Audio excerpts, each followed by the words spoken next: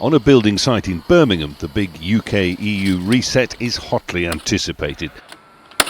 This is an industry that lost plentiful, cheap EU workers, while raw material costs shot up by a fifth thanks to Brexit trade barriers and an end to free movement of people.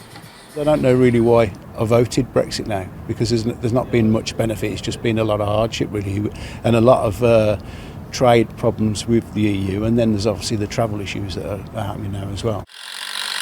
Many in the industry thought Brexit would give Britain a building boost, but now say the failure of government to reform planning rules and invest in skills training has led to critical gaps, especially for small to medium-sized businesses like this one.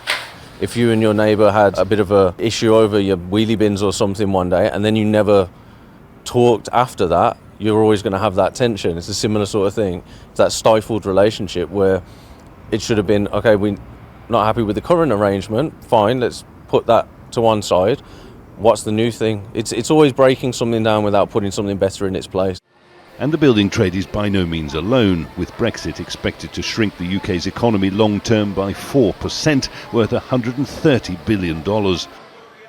New trade deals with India and the United States may help, but for the government, negotiating with the EU risks losing electoral ground, especially to the anti-immigration Reform Party.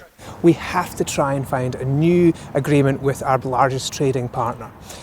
But for Keir Starmer, who sits in the centre ground, he's trying to reach out to disaffected Labour voters who are going reform, for example. He's got to reach out to the left wing of his party, to the progressive wing of his party. This is a very difficult path to follow because he's not going to go far enough for one group and he's going to go far too far for another.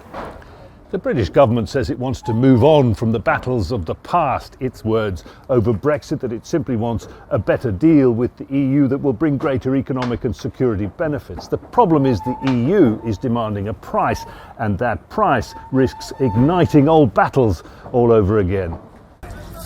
Concessions under discussion include greater access to UK fishing waters, cheaper fees for EU students at UK universities, and a limited return to youth mobility.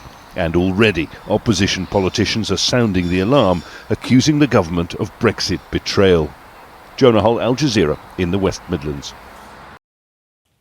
Make sure to subscribe to our channel to get the latest news from Al Jazeera.